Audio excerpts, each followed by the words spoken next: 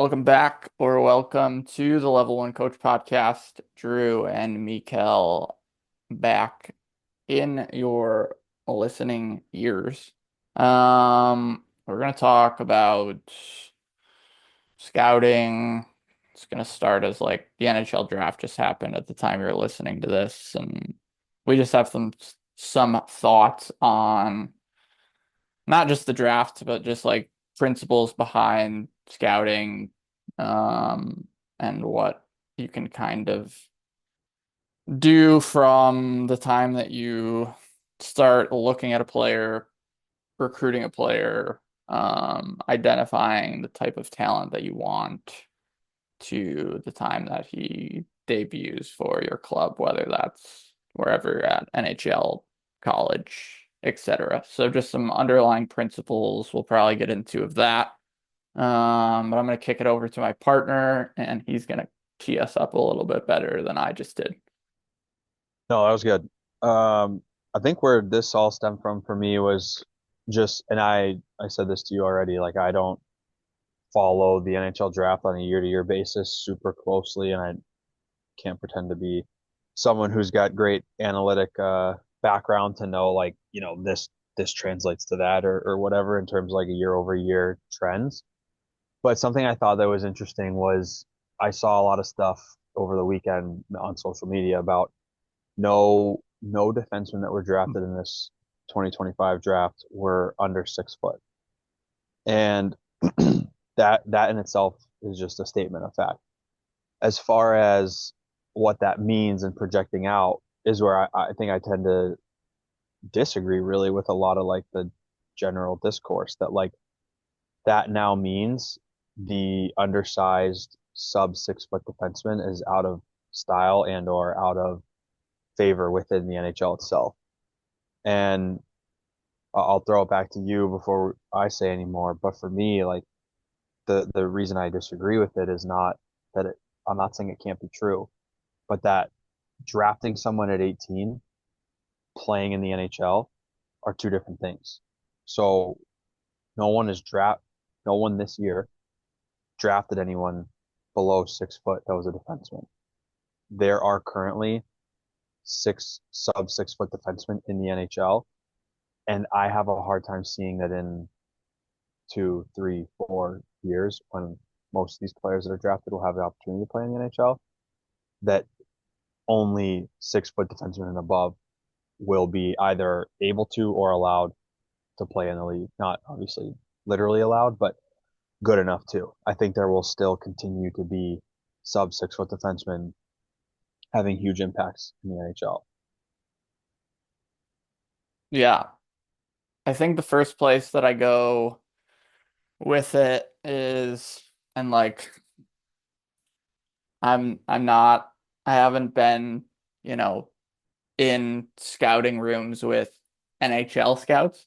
But at certain showcases, when I was coaching tier three, you get lucky at certain ones where there's other events going on or there's combined events. So like North American League, USHL, Division One, um, I have heard and been in and around conversations um of. That's just to give you context. That's not to be some sort of weird fucking brag, but just letting you know where I'm at before I tee this up. So like the thing that I feel most strongly about in terms of like all the stuff that you said is I have this like 6'4" fetish little moniker that I use, and it's like, is it 6'4" period, or is it 6'4" and? So like to give that some legs. A lot of coaches will be like, "Hey, I like this 21 kid. What do you think?" And I'll just be like, "Well, what do you think?" Like, I like him. He's 6'4". Like, are you gonna say more words after that, or is it just gonna be he's 6'4"? Because if he's 6'4" and he can manipulate his check high in the zone and beat his check, create an advantage, and then knows how to play out of that when, he breaks the first line of defense and then a second player from a second layer steps to him and then he can make the right pass into a bigger advantage. And that's just in the offensive zone, for example. But like, if you're gonna give me that, then I'm listening to you. If you're gonna give me he's 6'4", period, and then you stop talking, or then you just talk about how he's like really strong in the weight room too, or whatever, and like you just keep adding on to that, then like I'm less interested in hearing what you have to say, to be honest. But I'll kick that back to you for some thoughts, and then we can keep ripping. Yeah, I love that. I've never heard of or thought of it like that, but I think it could apply to almost any sort of like initial, I don't want to say maybe it's not always surface level, but like physically obvious trait that a player has. So he's tough. Is that it? He's tough, or he's tough and he sees the ice well. Well, now you've got like a good combo that maybe lends itself to this guy being a more complete player than just he's tough. And that's, I think for me with the size piece, like I've probably always been, when I was playing, I was never a bigger guy, and still to this day, I'm not 6 feet tall. So like, I've probably never been somebody that looks at size and thinks that is like the end all be all, or that is a clear, um, like marker of success or potential success down the road. But when I look at like drafting and like you're saying, scouting and all of that sort of, whether it's in person or just conversations, in person viewing or just conversations, like there should be layers in depth to, okay, he's 6'4" and like I said, he sees the ice well, or he has a great shot, or he's strong defensively and offensively. Like I think sometimes those things that jump out at you are he's 6'4", and now you gravitate to that and you sort of try to make sure that all the other things that you would want to see you can find somewhere, and you can cherry pick like you did it this time or you did it there. And then I think the opposite, which I know you have some guys that we've talked about before that are on the flip side of this, but the opposite of he's 6'4" and or 6'4" period is he's 5'9". And okay, well, what does that mean? Being 5'9" is not really inherently good or bad. So is he 5'9" and plays with the same skill level, intensity, whatever that a 6'4" guy does? Or is he 5'9" and that's it, and you don't want to look at him anymore simply because he's 5'9"? Like I think that's where again, like the depth to, okay, like, and this is not to say like I am in the same boat as you. I've not been in an NHL draft room. I can't say that I have any experience with that. It's more so just when both ends of it, when looking at the NHL level and like what you hear the narrative around guys becoming or what the narrative is. And then also like when you overhear guys talking about players or could this guy play at this level, and he's 5'9".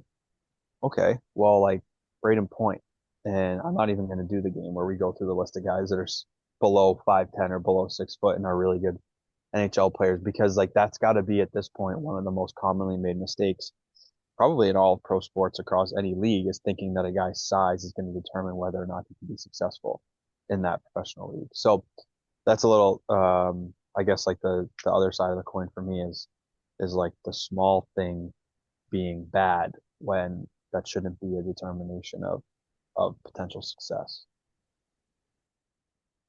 Yeah. I just like for I don't know. Like this might rub people the wrong way, which is fine, but like I just feel like with like those guys in the NHL are full-time scouts and like I just don't think they're like gathering enough context on some of these things and they're like going with the trends and like they're they're like watching too much TV and they're taking in the same like programming as the dads in Kansas City that can't stand how I develop players or something. It's like, let me reel that in. Sorry. But it's like I look at a kid like actually let me back up before I get on that tangent. Like what you're talking about like 5'9" forwards and going the other way from 6'4". It's like whether it's 6'4" period or 6'4" and or 5'9" period or 5'9" and. The question is like what is the game?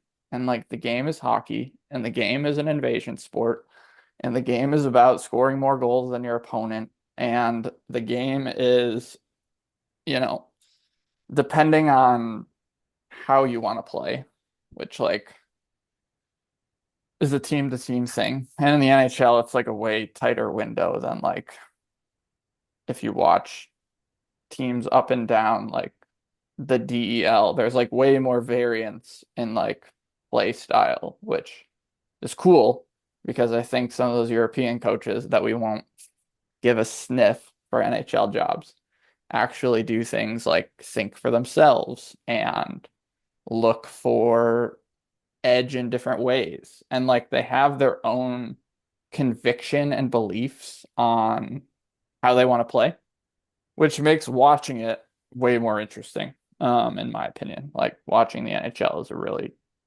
difficult task to get me to do right now. But I will watch teams like Berlin play every night of the week. Shout out to Berlin. Don't know who their coach is, but you're doing great.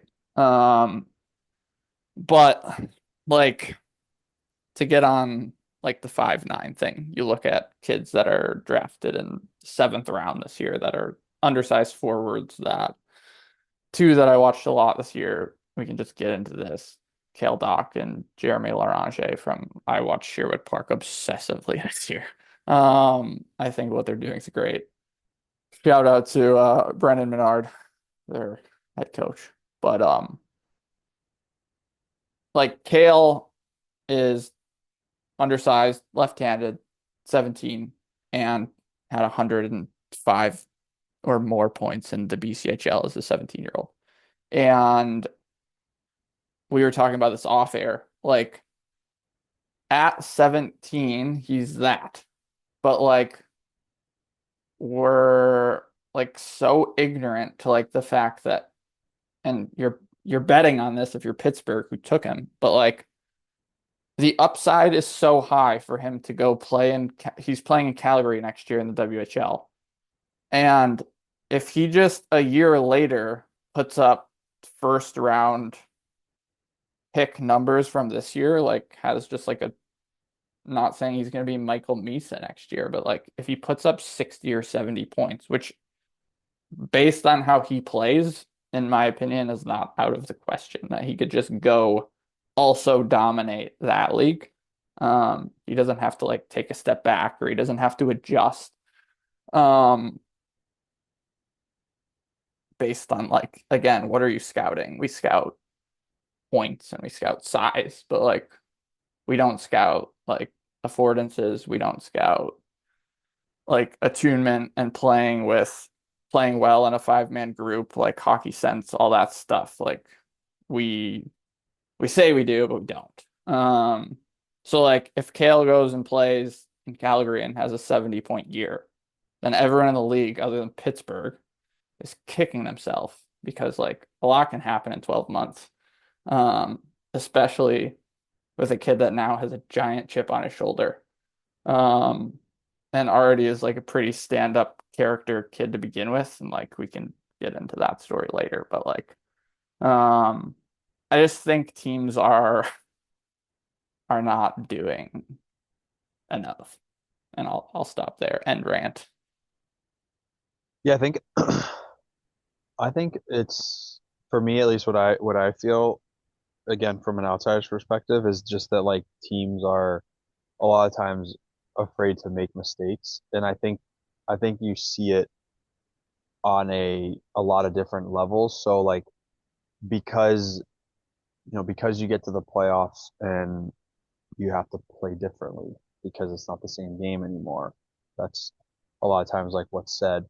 Then I think like why would that not also apply to when you get to drafting or when you get to development? And so I find that again, from an outsider's perspective, like teams are not willing to be different and try something that others aren't willing to do right now and figure out if that works.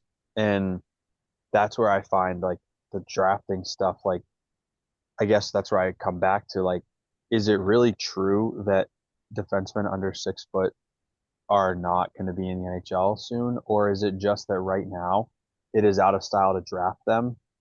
Because maybe the like success rate of hitting on guys that are below 6 foot hasn't been as high as it has for guys above 6 foot, which seems like an obvious statement, but maybe that's what it is.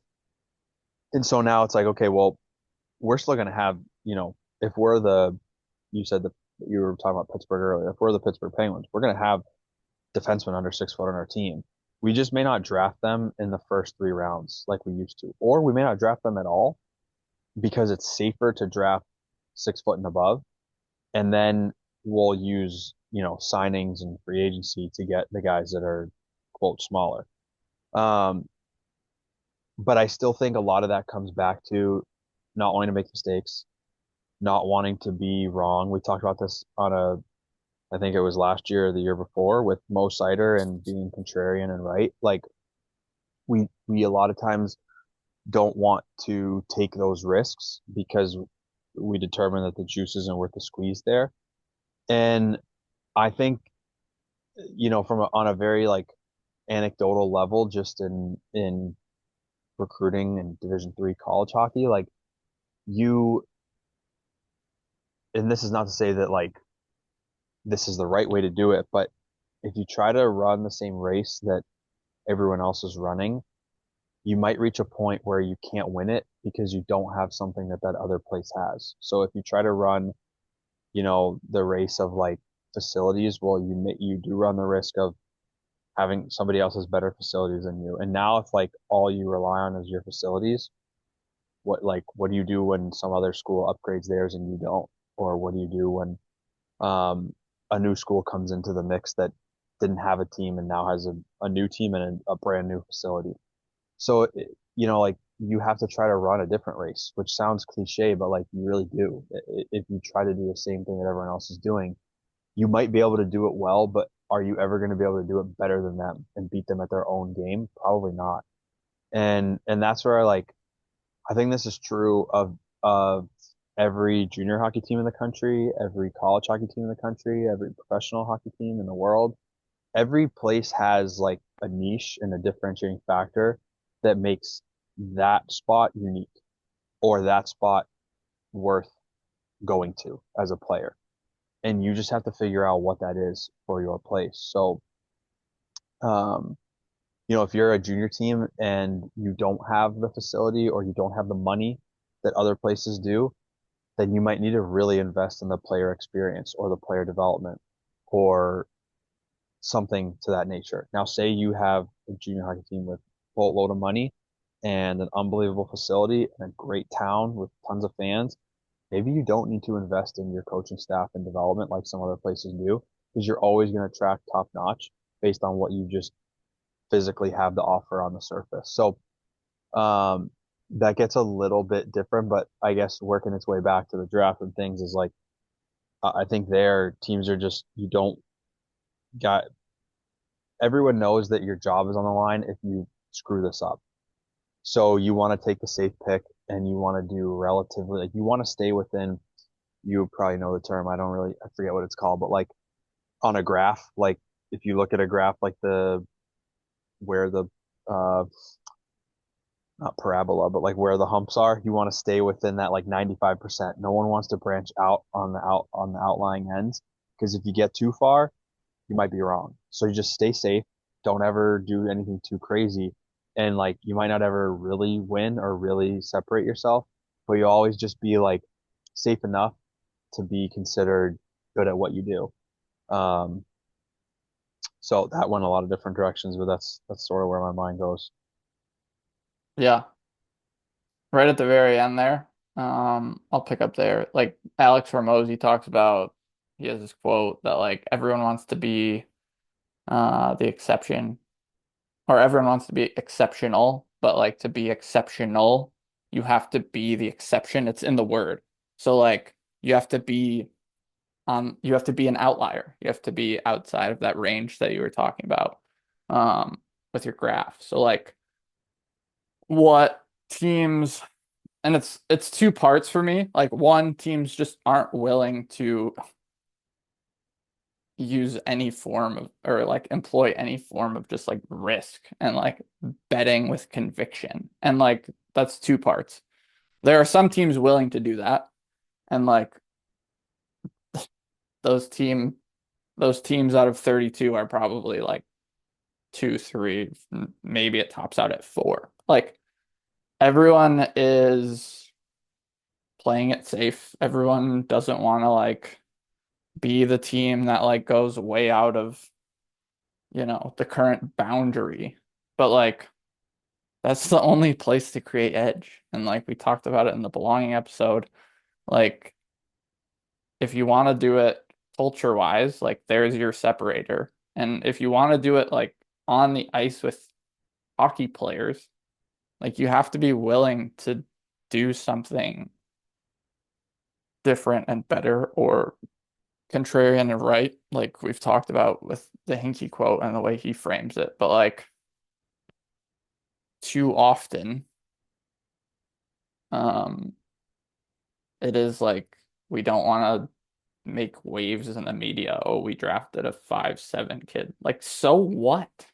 Like, your 6'4" kid also might not pan out, but like your 5'7" kid, and we talked about this off air with like um the kid from Philadelphia in the NBA who like to give you that story really quick, like he was like living on a generator. He didn't have electricity. Their house like wasn't connected to the grid. He started his life in the Bahamas, just super poor. The Edgecombe kid from um, you just got drafted to the 76ers if you want to look up him and his story. But like we were talking last episode about like you can get in the analytics department and you can be like, give me all the stats on this kid. But like his why is so fucking big that like his career is now devoted to his mom who gave him or kept this dream that he's had alive. Like he owes all of it to her and like he is not going to forget it. Um like crying in his draft interview, just like so thankful for her. And like that human element and that why and that non-linear piece that you can't see, and it's not in an analytics package. But like if if I'm a betting person, that kid's gonna be a pretty good NBA player. Um, and then you look at like the 5'7" kid that's been told he hasn't been tall enough his whole life to play. And I mean, I've had a North American League coach look at me and uh at the end of a camp and said, "You're just like not big enough to play in this league." And it's like, so I've had that. And then like with that comes this chip on your shoulder and this like kind of like fuck you fuel that can drive you for like a pretty long time. And like um, a kid like to bring, the same example back in, like to bring Kale Doc back in, like undersized forward, seventh round, 32 teams times 7 rounds passed him up. Like, do you think he's going to take that to Calgary next year? And do you think he's going to take that to Penn State the year after that? And do you think, like, if he's in great player development environments, regardless of his mental makeup, if he gets aided by good coaches and like good player development and good energy, like, that's a kid that, like, I would bet makes it more than like the 6'4" kid that like hasn't had to really use hockey sense, hasn't really had to have anything hard in his life.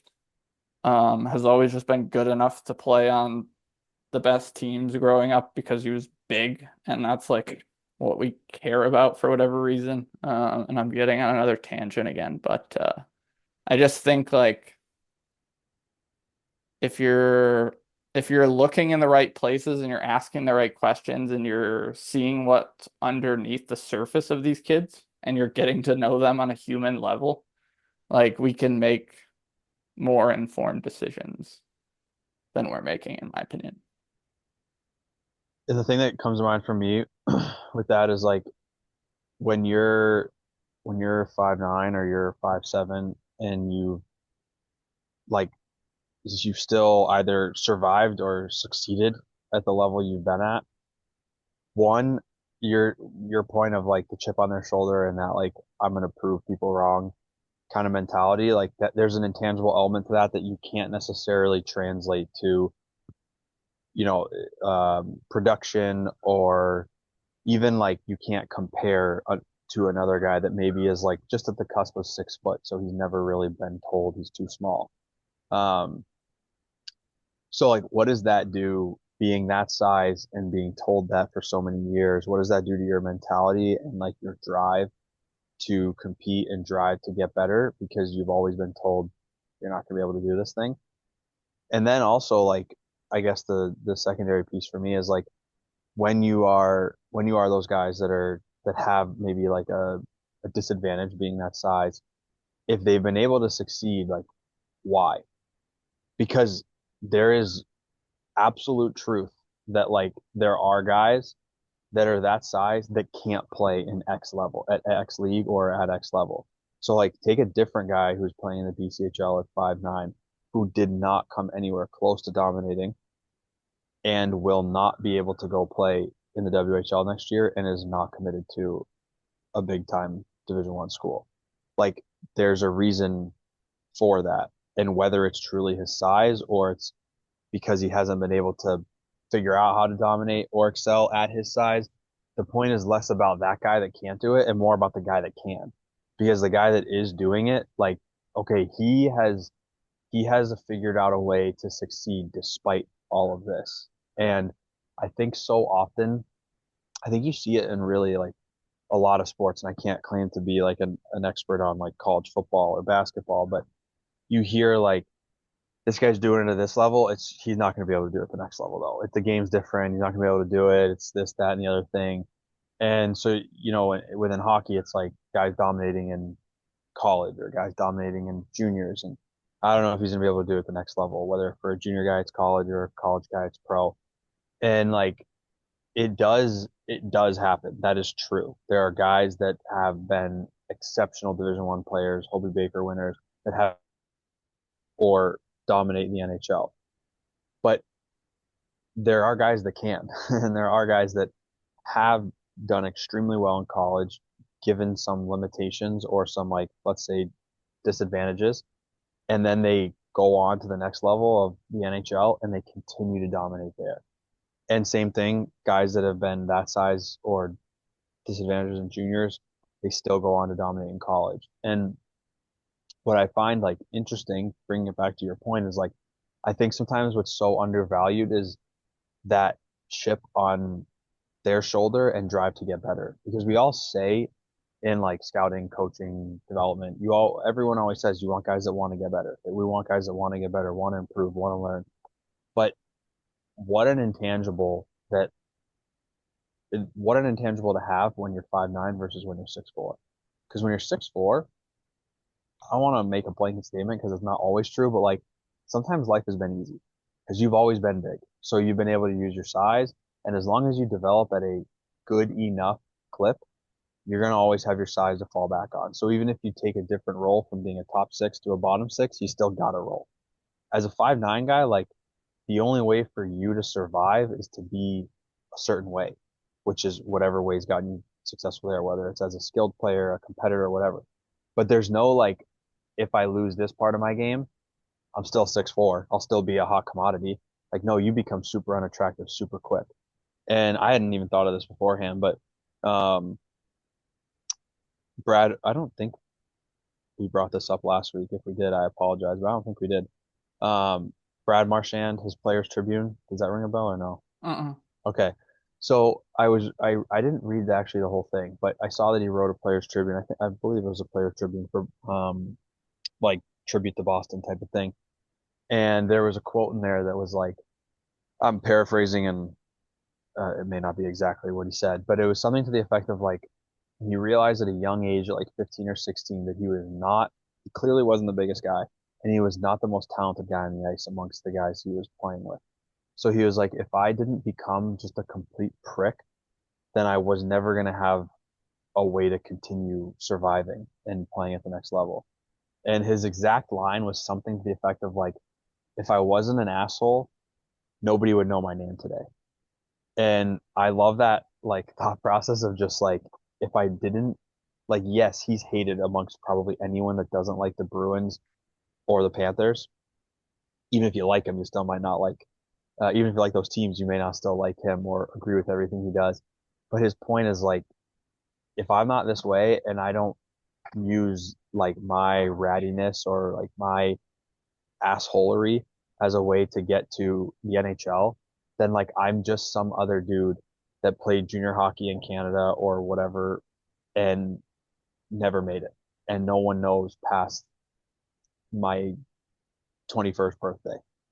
And so like my point is like with him and other guys, like there's intangible elements to what has gotten them to be so successful thus far that should almost be overvalued or at least valued as much as what they do on the ice.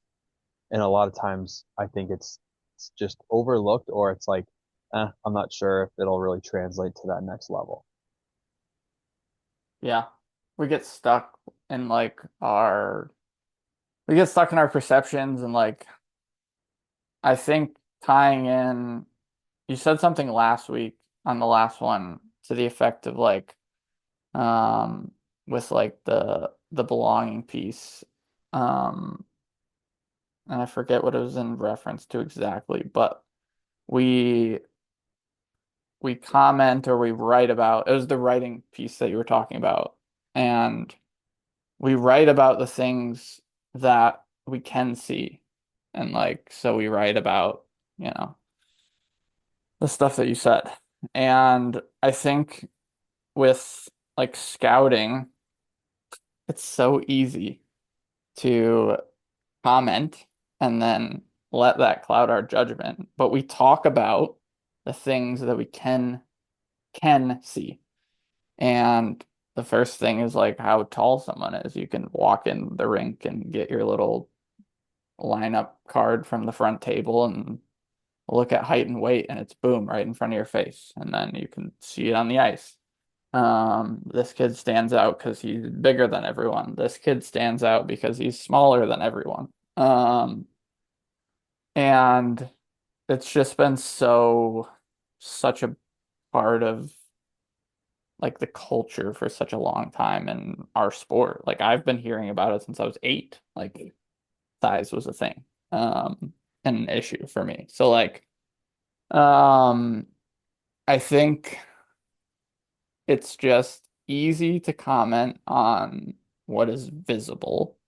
And then I also think like, and I've tweeted about this a lot to the the collective upset of hockey people in my comments, but like we like why are we so and I get that we have like a negativity bias and we can get into Kahneman shit, but like we don't have to go there. But like the majority of what you hear is like what kids can't do. And like what about what they can?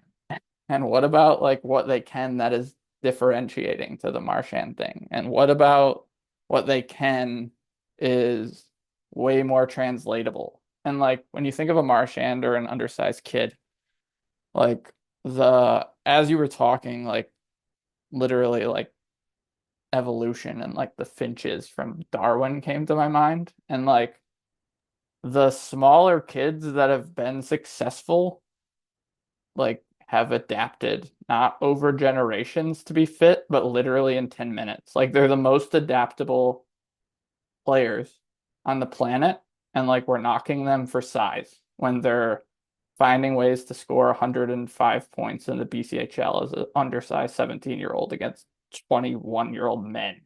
Um, like, and another thing that's like come up looking into some of those like Sherwood Park kids and then just publicly posting that is like there was that clip that I sent you of Larange like picking off that pass and making that read. And then some guy in the comments was like, yeah, too bad he's 5'8". I was like, no, no, no, no, no. Like he makes that play and he jumps that route because he's been having to make 5D high IQ intelligence plays his whole life because he's been undersized. Like that is not a bug. That is a feature of his game. And like how we get that so misconstrued with like negativity bias and programming and all that. Like you can look at that play and I can be in complete awe. Like that is incredible. And then 20 people can be like, yeah, but he's fucking 5'8", so it doesn't matter. Like he's not going anywhere. I'm like, yes, he is. Like, I don't know. Yeah, that's probably a good a good way to put it of like it's not a bug, it's a feature. I think it's a lot of times what exactly happens with those guys that are I mean this we're talking about size, but this applies to a lot of other things that are very physically obvious. So guys that don't skate well, that aren't smooth or that aren't Yep. pretty. Like, well now it's they're not good skaters. Well, okay. Is he still dominating at the level he's at? And is he still one of the best players on the ice every time he plays? If he is and he doesn't skate well, that's impressive. How's he doing that? Okay, maybe his IQ is elite or he anticipates really well. Now I understand that like to a certain degree, you may reach a level where like that limiting factor is just too much. And I would imagine that that's a lot of times the way some of the smaller guys or guys that don't skate well are viewed by the NHL collectively of like he's just too small for this level or he's just not a good enough skater for this level. But how many examples of guys that are small making it, guys that don't skate well making it, do we need before we start to like really recognize like maybe this metric that we're all using isn't all it's cracked up to be all the time with every guy. And like this was meant as a when I saw this on social media, this was earlier this year, probably right around the start of playoffs or before the start of playoffs.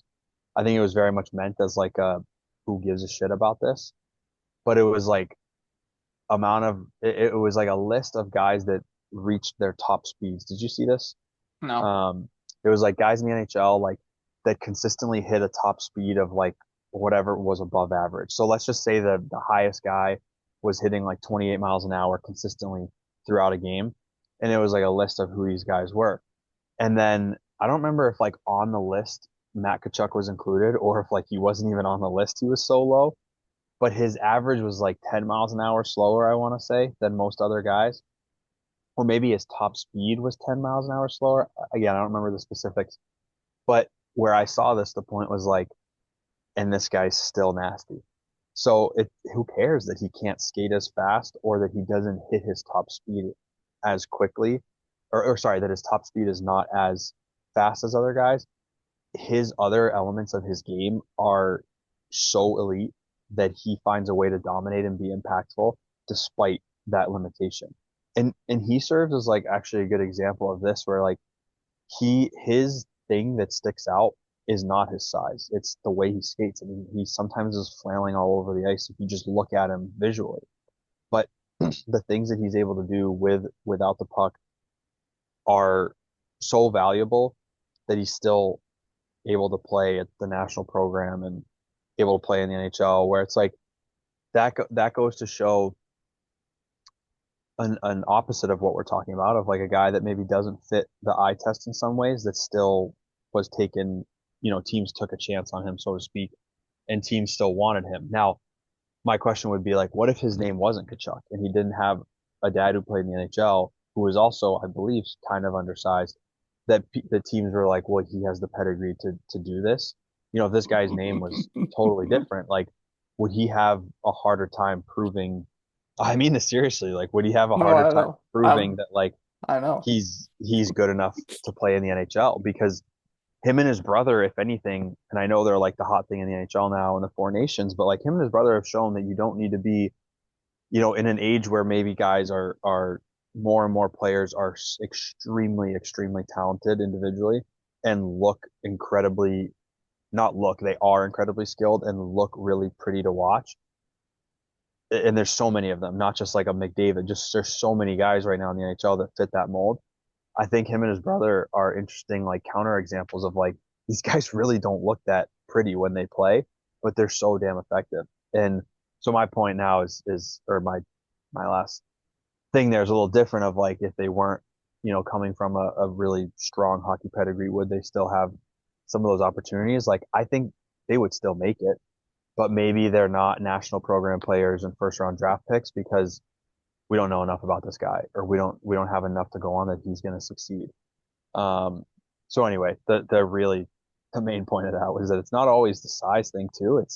It's the other like you mentioned the other things that you notice when you walk into a rink or when you watch a game and that could be the way they skate. Um, you know, that could be how fast they are, like just little things that are very surface level noticeable, which doesn't mean they're not important, but they can cloud your judgment, but you know, for what's beneath that, for what exists after that.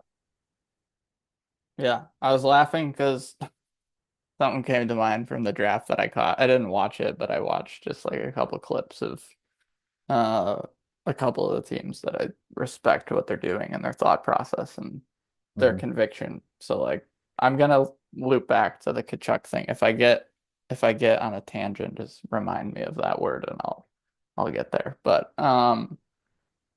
just one quick thought on like the pedigree thing that you mentioned because it was hilarious. But like Will Horkoff got drafted by Pittsburgh and they put him in front of the video screen because it's decentralized this year or whatever. And I don't know if you caught this, but literally like the first question that the lady asked was like something about Will's pedigree because his dad played in the NHL, and Kyle Dubas just brushed it off so quickly. It's like Will is an individual, and like we're not concerned about his pedigree. We think he's great for X, Y, and Z reason, and it has nothing to do with the fact that his fucking dad played in the NHL. And I just thought that was incredible, so I just wanted to mention that. But I didn't see that. the the the thing that I get back to on a more serious note is like we were talking about this at the beginning. Like the game is hockey, and like the game is scoring more goals than your opponent. And then how do you do that? And like if you want to just break it down, like fundamentally to score, you need a little bit of space, which gives you time to get your hands free and shoot a puck on net or tip a puck or however you want to put the puck in the net. You need a little bit of space. So when we get enamored with like top speed and we're throwing, Connor McDavid as he's going down the ice, we got his little over his head, the speedometer, like you're in the car and it hits 22, 23, whatever. And then everyone's just like, wow, that's so fast. And like blatant speed down the ice is one way to create space.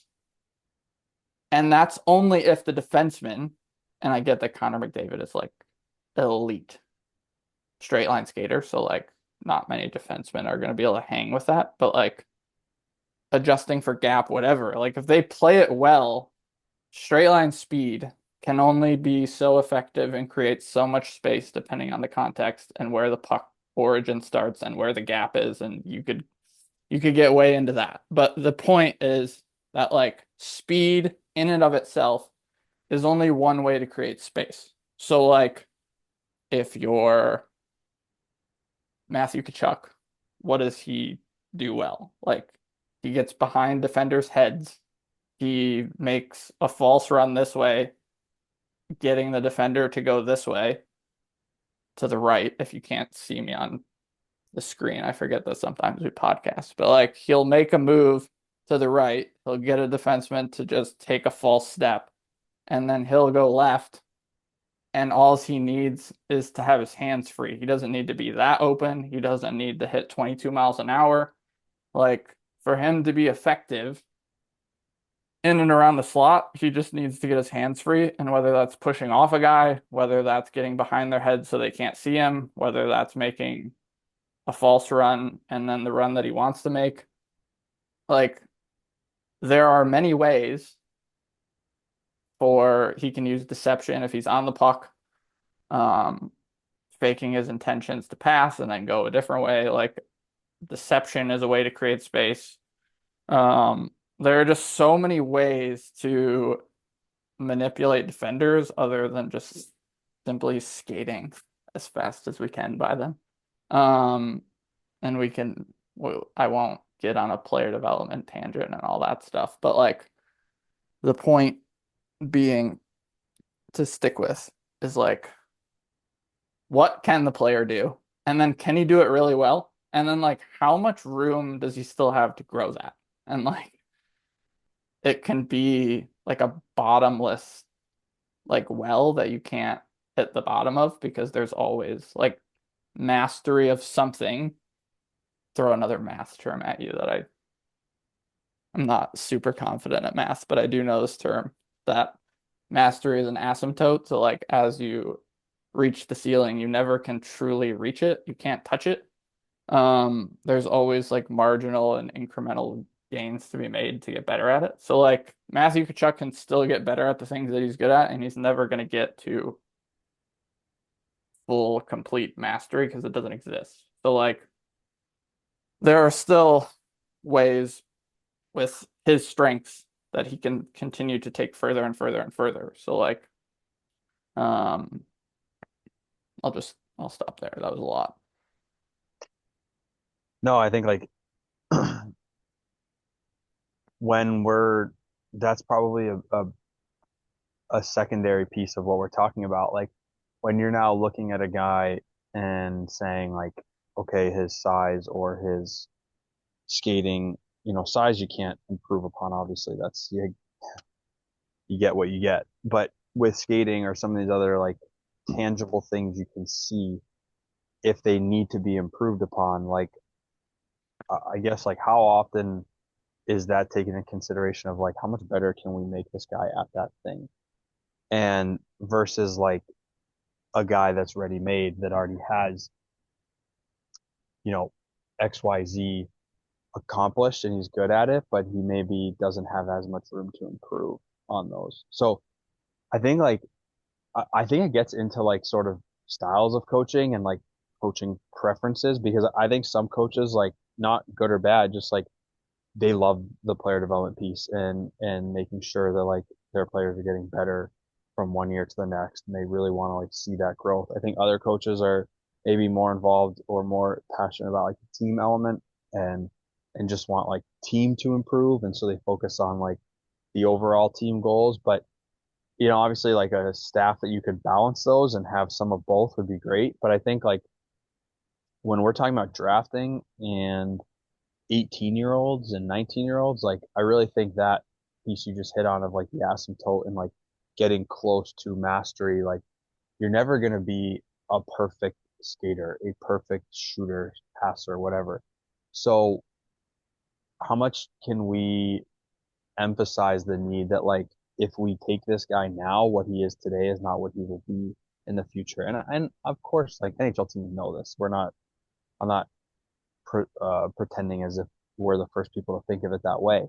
But sometimes some of those elements I feel like are just so over or undervalued. So the fact that he's not a good skater is just so overvalued to the point that you don't take a chance on him because you don't think he can work on it enough in 3 years to get better to be able to play at your level. Or his size is just such a limiting factor that his ability to get better and develop in 17 other areas of his game is just not going to be enough to overcome the size piece.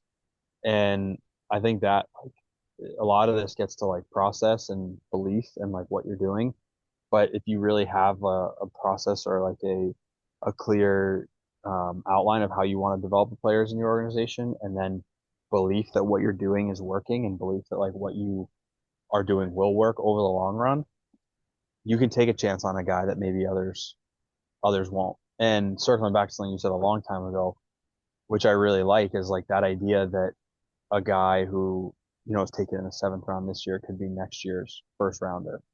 That that to me is like it's a cool concept to think about because you do see this happen, obviously, where guys get passed over in the first year they're eligible to be drafted and they go the second year. And a lot of times, I shouldn't say a lot of times, but I think sometimes those guys that are taking that second year, they become a lot more attractive. So now where you were one of one in their draft year that was interested in them, now you're one of six. And it like, it's like that whole idea of like, you gotta, with innovation and like, um, so what about Silicon Valley? Like you got to get on the idea before it's a big thing. Like don't jump on the board of Uber now. Everyone knows Uber's a big thing and they use it. But like what was Uber 15 years ago or 12 years ago, whenever it was originated? Like it was just some concept that somebody had that no one knew if it would really succeed or not. And being willing to jump on it at that time was truly innovative and like groundbreaking. And I think of it the same way with what your example with the kid in Sherwood Park Doc, like um, taking him now when he's not this hot commodity that just ripped up the WHL is a little riskier, but it also has, I mean, imagine if he turns out to be a stud in the NHL in, 2 to 5 years. Like he was a seventh rounder. You didn't theoretically lose or put that much stock into him, whereas a year from now, he might be going at in the first round for sure. And now you've got to hope that you have a pick at the right time or at the right point in the draft to be able to get him. And you've also got 20 other teams that want him. And maybe now, because you're not the only team that wants him, he's not as into you as he used to be. Like now he's got a bunch of other teams that he likes. So yeah, there's just that piece of like, being willing to move first and not afraid to take that risk, I think. And knowing that you can develop this guy and believing that like, okay, yeah, he's small or he doesn't skate well or whatever it is. What I keep coming back to those two examples, but like we can improve that, not the size thing, but we can improve his skating to where it's going to be worth investing what we did up front when we did versus waiting. So Yeah. No, I think like the other thing that I think about too, and we've talked about this, and I just thought of a different or like a maybe like to make it multifaceted. I was only thinking about it from like one way, and now I'm starting to think as you were talking from a second way. So like we were talking off air about like it might be it might be a hot take. You're definitely not going to hear this from the experts or the mainstream, but like I'm of the opinion that a lot of NHL players that are considered busts are like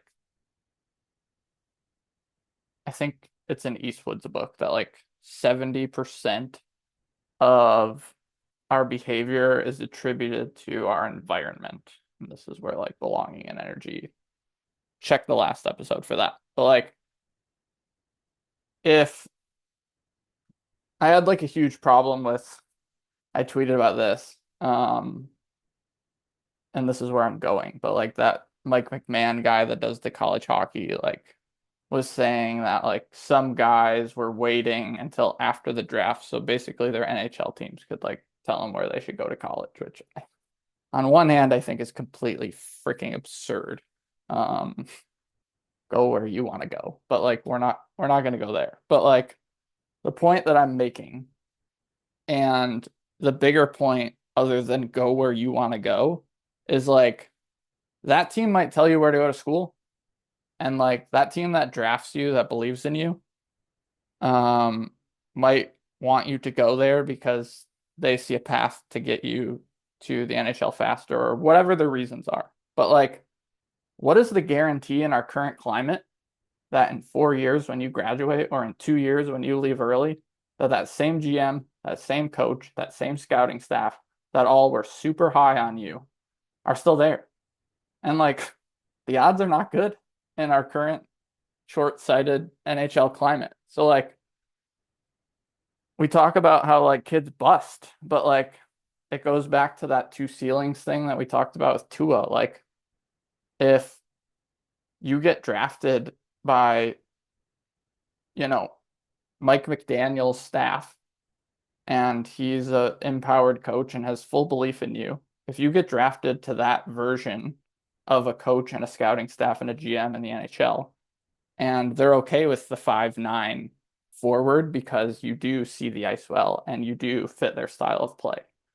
But in 2 years, when you're knocking on the door of playing in the league, or in 4 years, and they replace Mike McDaniel with Brian Flores, or and they go backwards with the Miami example, if you were following that, or they replace a guy like Spencer Carberry with Jacques Martin again for the 100th time.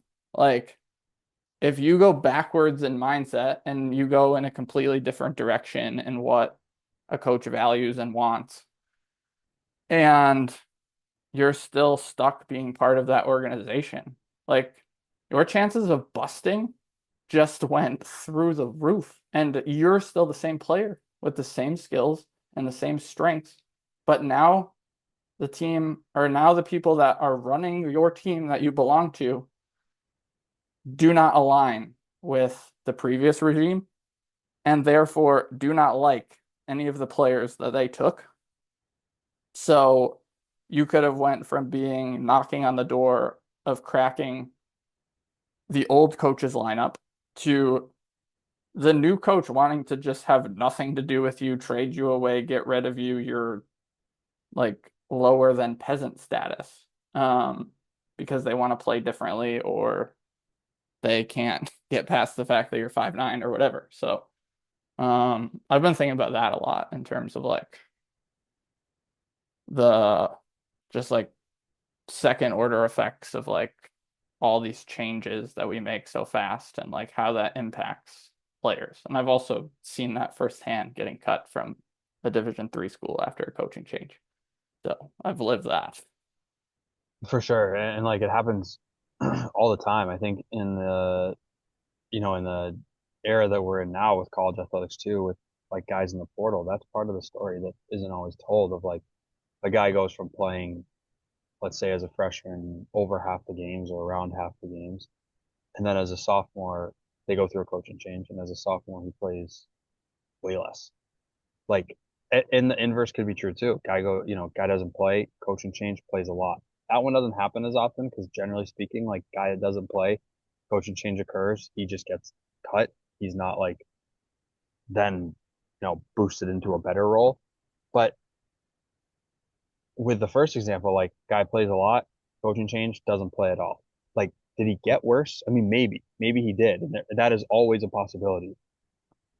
But I also think there's examples where this guy just doesn't fit now what the coach wants from his team.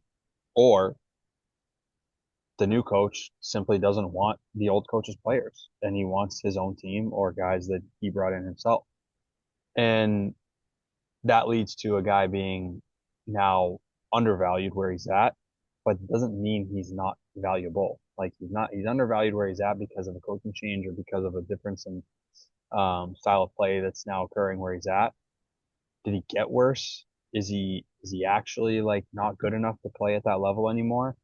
And that to me is like a whole separate thing that also applies to professional sports, like you're saying. So you're drafted by X organization at 18, and by the time you're 21, 22, 23, it's a different coaching staff, different management, GM. Like, so what do you do? Like, your rights are, all that stuff is changing now in this new like CBA, which I can't claim to know, but I've just read a little bit about it. So like the draft rights will be a little different, it sounds like, and guys will essentially become free agents at 22, no matter where they're coming from. So if you're drafted at 18, you're a free agent at 22 if you don't sign with your team. If you're drafted at 20, you're a free agent at 22 if you don't sign with that team.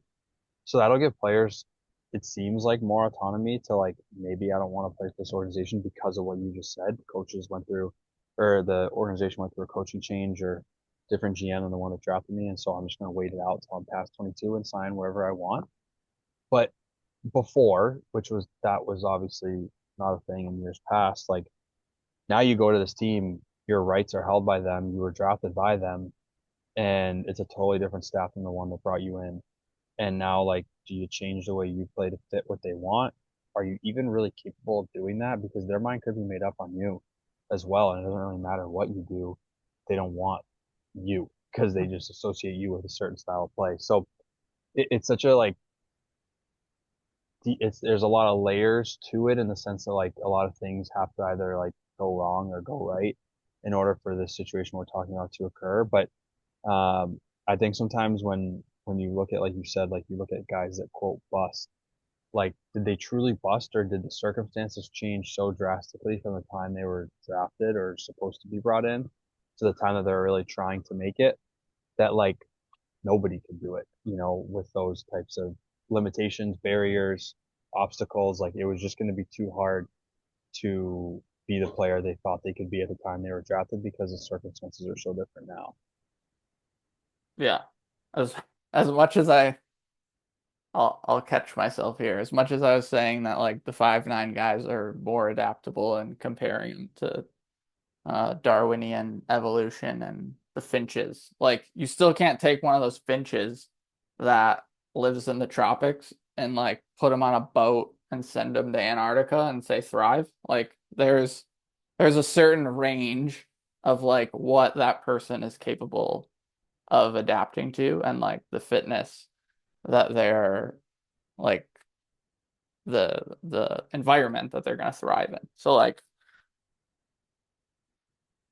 that that's like that's the first thing that I thought of. So like um I lost my train of thought. But did you want to hop in with anything else or you want to No, wrap there? I think it's what you're saying. Like you can't completely remove the player from the context they're in and just expect it to work seamlessly. Like that's also unrealistic. But at the same time, like there, I think there could be a better. Maybe it's just impossible to do. But are we able to like have some traits, characteristics that we really think are translatable and measure strictly off of those instead of what seems to be surface level, again, size, skating, things that we can pick apart pretty easily just based on what we see versus, you know, deeper than that, intangibles or things that maybe are um, a little bit more indicative of like long-term potential success. Yeah. Oh, where I was going, this might give you some thoughts. Like I was listening to Kyle Raftis. He's the GM of the Sioux Greyhounds. I was listening to him on a podcast, and this is what reminded me of that. But like where I think, and we're huge proponents of the infinite game, although the NHL is not quite on board with that yet. But like, um, Kyle was talking about with the Sioux, he's been there like 10 years as the GM, so he's seen coaches advance to other levels, and he's had to replace them. And if your team has an identity of how they'd like to play, and that becomes your brand and what you're known for. And that's not just we're going to get another coach that is qualified on paper and he can do what he wants. Like we're going to get a coach that wants to play maybe not the exact same style, but like similar, like very similar. And they're not going to get like a big name that's just out there. They're going to like keep continuity with how they're playing because they're recruiting, you know, in the OHL, they're recruiting and looking at 13, 14-year-old kids. Um, and like they're looking to identify kids as they move through 15, 16, 17, 18 that like fit their style of play. And they don't want a coaching change to just like then they have to abandon ship on all the kids they're looking at. Now, what does this coach want? So instead of doing that, which is what we do, we in the NHL we fire Don Granato and we hire their exact opposite in Lindy Ruff. And like when we make these dramatic swings and we don't play an infinite game and we don't have an identity of who we want to be, like then we're screwing ourselves because all the kids that we have stockpiled and drafted the last 3, 4, 5 years where I look at like Toronto, um, and Buffalo, like I used an example, but like if Toronto drafts a bunch of kids that are 6'2" this year, forwards and D, um, and they don't want anything to do with the kids that Kyle Dubas drafted when he was previously with Toronto, then like Toronto's starting over and like they have assets that are now, like you said, they're not valuable. They're just not valuable to them now perceptually. They have a bunch of kids that they don't want. And like why would you waste your time doing that? Like if you don't like, you know, if you don't like Don Granato or you want to get rid of him for whatever reason because he lost the room, can you still replace him with a guy that like is of similar mindset, but like the players can start over with and build relationships with if if he lost the room, which like we could argue that all day or whatever they decided they fired him for. But like, can we operate more like the Sioux Greyhounds and our next coach just be way more like Don Granato play wise that fits all the players we've stockpiled for 4 years than just going to a coach that is like 6'4", no matter what, get rid of all these guys.